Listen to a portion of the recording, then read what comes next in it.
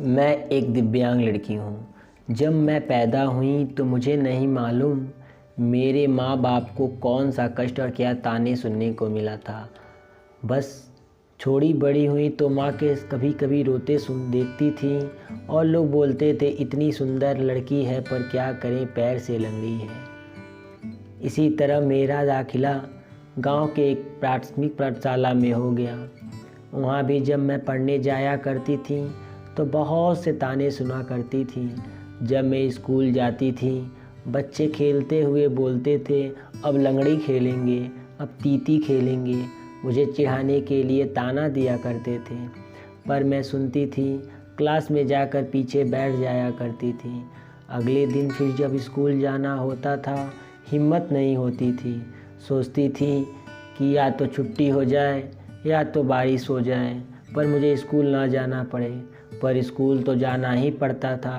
पापा स्कूल में छोड़ दिया करते थे। बहुत से ताने झेलती थी। घर आती थी तो गांव की औरतों के ताना सुना करती थी, लड़की है कहाँ जाएगी, लड़का होता तो कुछ इसका भला हो जाता। भगवान किसी को लंगड़ी लड़की ना दे, चाहे लड़का लंगड़ा दे दे। ये सोच के मैं बहुत तकलीफ़ में रोया करती थी। दादी भी सारे काम कभी कभी मेरे ऊपर छोड़ दिया करती थी। आटा सान लो, सब्जी काट लो, बर्तन धो लो, बैठ के जो भी काम है वो तो कर सकती है। इस तरह मैं काम करती थी। स्कूल गई, कॉलेज गई, हर जगह ताने सुनती थी। एक बार किसी काम से जा रही थी, सड़क किनारे फार्म भरने एक गाड़ी वाला रोका और मुझे भीख देने लगा। मुझे कितनी शर्म आई कि मैं पैरों से दिव्यांग हूँ तो लोग मुझे पैसे भीख में दे रहे हैं, पर कुछ ना बोली। घर आकर बैठ गई।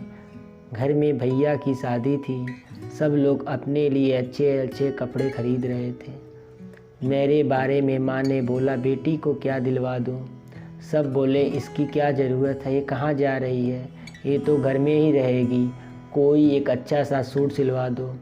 मम्मी का दिल नहीं माना। मम्मी ने सबसे झगड़ा करके मेरे लिए कपड़ा बनवाया, पर मेरे कपड़े और मेरी तो कोई इज्जत ही न थी।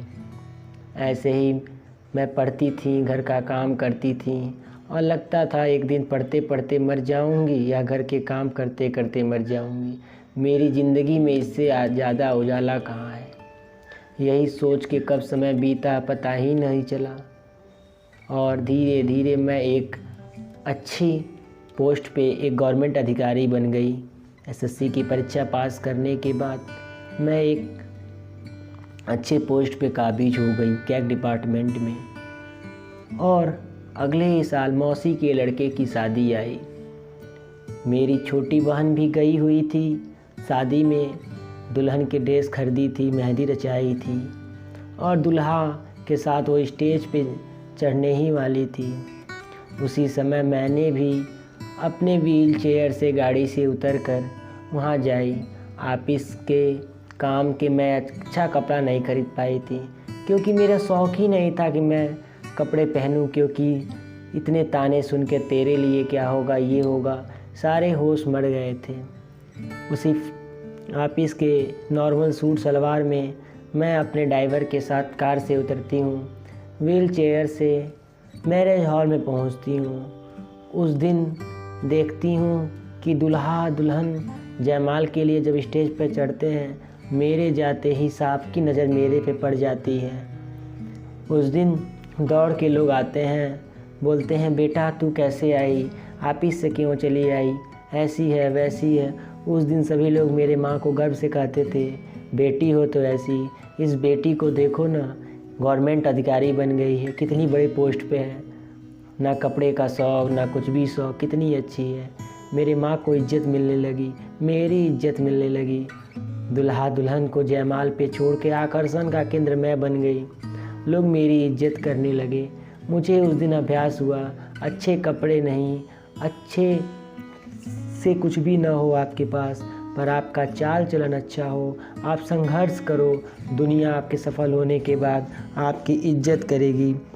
आज मैं गर्व से कहती हूँ मैं दिव्यांग लड़की हूँ, क्योंकि उस दिन मुझे अभ्यास हो गया जब आपको सफलता मिल जाएगी तो ताने अपने आप आपके प्यार में बदल जाएंगे। अगर आप में भी कुछ कमियां हैं, घर में आपको टेंशन है, घर में ताने मिलते हैं, तो उस ताने को दूर भगाओ, खुद को काबिल बनो। मैं तो एक अधिकारी बन गई, पर मैं ये नहीं कह सकती हूँ कि सब अधिकारी बन सकते हैं।